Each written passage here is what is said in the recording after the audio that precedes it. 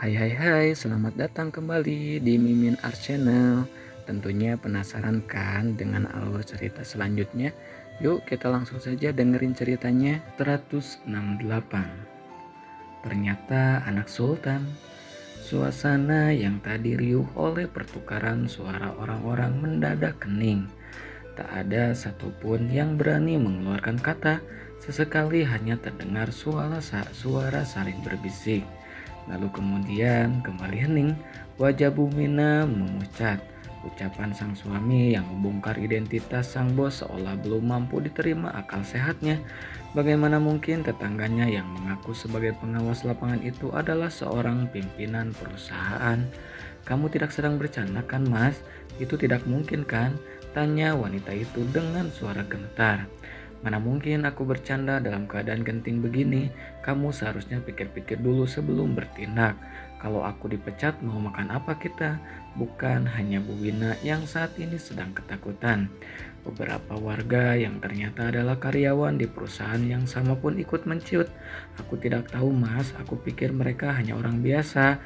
Sekalipun orang biasa tidak sepantasnya kamu menghina seperti ini. Dan tidak hanya Bu Wina, Abah dan Rehan pun masih mematung di tempat. Terutama Rehan yang selama ini selalu memandang remeh Galih dan bahkan merendahkannya di hadapan Riana. Ia bahkan pernah meragukan kemampuan Galih untuk memberi nafkah kepada Riana dan Pio. Apa benar dia adalah pimpinan Darmawan Group?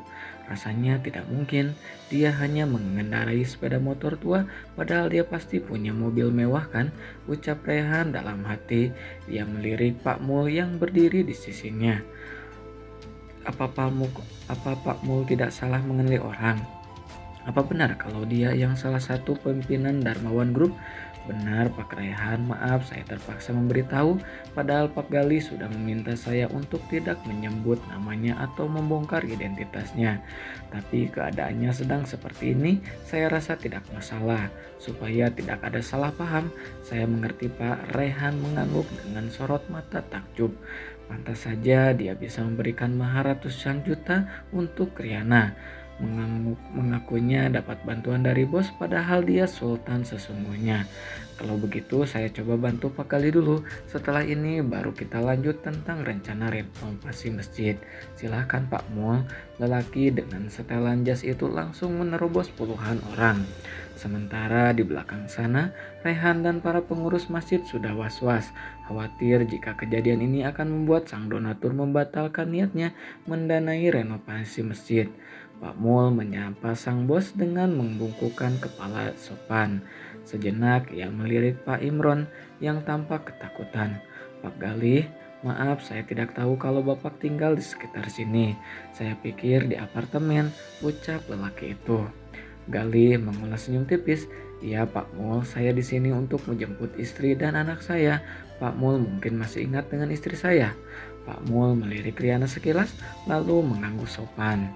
Masih Pak, ia kemudian melirik Imron, sang pemilik warung kecil yang ternyata juga adalah bawahan mereka di kantor. Pak Imron, kalau ada masalah tolong selesaikan baik-baik. Jangan main hakim sendiri seperti ini, apalagi dengan anak kecil. Lelaki itu hanya dapat mengangguk pasrah dan sudah kehilangan kata-kata. Malu, takut, dan khawatir bercampur jadi satu. Malu sebab perbuatan sang istri yang menuduh sembarangan dan takut jika perbuatan istrinya yang akan membuatnya dipecat. Saya benar-benar minta maaf atas kejadian ini Pak. Saya malu dengan perbuatan istri saya.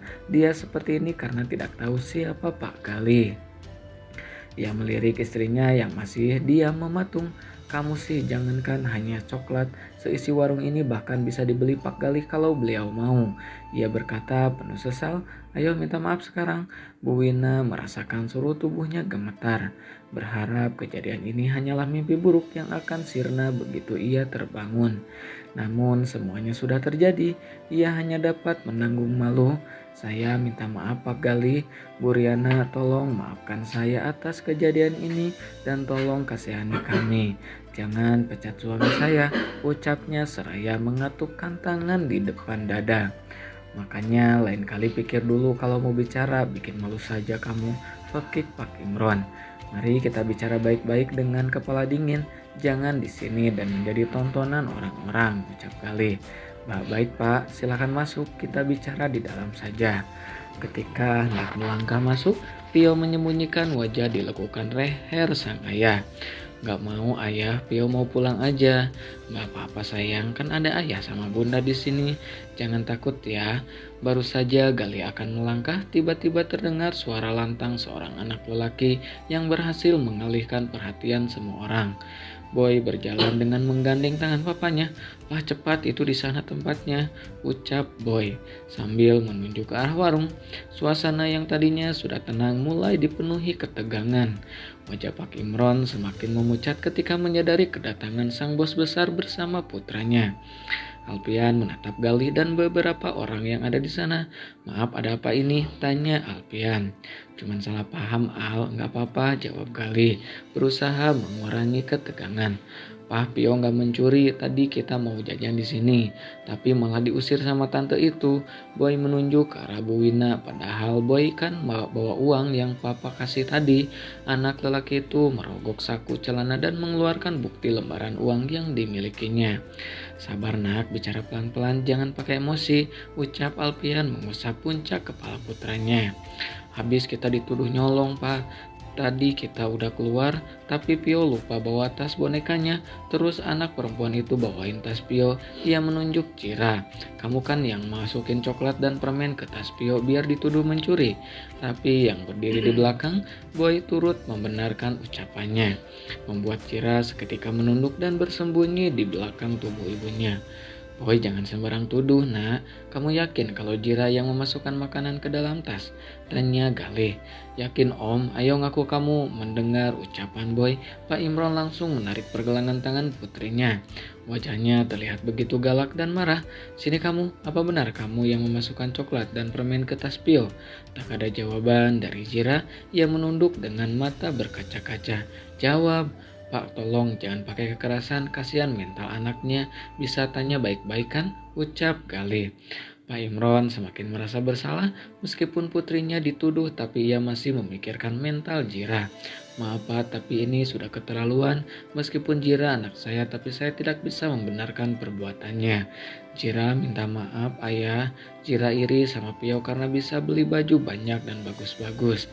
Tapi Jira cuma bisa beli satu. Astagfirullah Jira, jadi beneran kamu yang memasukkan makanan dan menuduh Pio? Pekik Bu Wina. Anak perempuan berusia 9 tahunan itu mengangguk pasrah. Kurang ajar kamu ya, bikin ibu malu saja. Ia melayangkan cubitan ke lengan dan perut putrinya. Namun Riana dengan cepat melarai. Ia yang sejak tadi memilih diam akhirnya mengeluarkan suara. Jangan Bu, kasihan.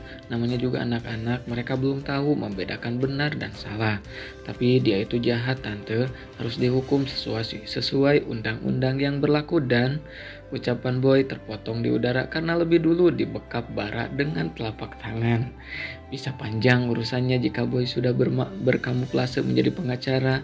Bu Wina menarik napas dalam-dalam, matanya memerah. Ia bahkan tak berani lagi menatap Riana. Bayangan masa lalu menghantam pikiran, masih jelas dalam ingatan semua perbuatan buruknya kepada Riana di masa lalu. Ia yang pernah menggunakan jasa Riana untuk mencuci pakaian tetapi tidak dibayar sesuai perjanjian. Juga Riana yang pernah ingin meminjam uang darinya saat Pio sakit, namun hatinya sama sekali tidak tergerak untuk membantunya. Kini setelah mengetahui identitas Riana, hanya sesal yang ada. Saya benar-benar minta maaf Bu Riana, saya menyesal atas semua perbuatan buruk saya selama ini, ucapnya seraya menyeka air mata. Riana hanya diam, tak mengeluarkan sepatah kata pun. Bohong jika ia tidak memiliki perasaan sakit dengan semua hinaan beberapa tetangga. Namun Riana memilih diam dan mengadukan semua rasa sakit hanya kepada Sang Pencipta. Sorakan tetangga pun terdengar memenuhi udara. Giliran tahu Riana istri Sultan, baru minta maaf. Apa kabar hinaan kemarin-kemarin Bu Wina? Sementara Melati yang sejak tadi hadir di sana hanya melirik Galih dengan mata berkaca-kaca. Ternyata Mas Galih bukan orang biasa. Beruntung sekali Mbak Riana Nah, segitu dulu ya bab 168-nya. Makasih banget buat kakak-kakak yang selalu stay tune. Jangan lupa di like, di subscribe juga ya. Makasih kakak, bye-bye.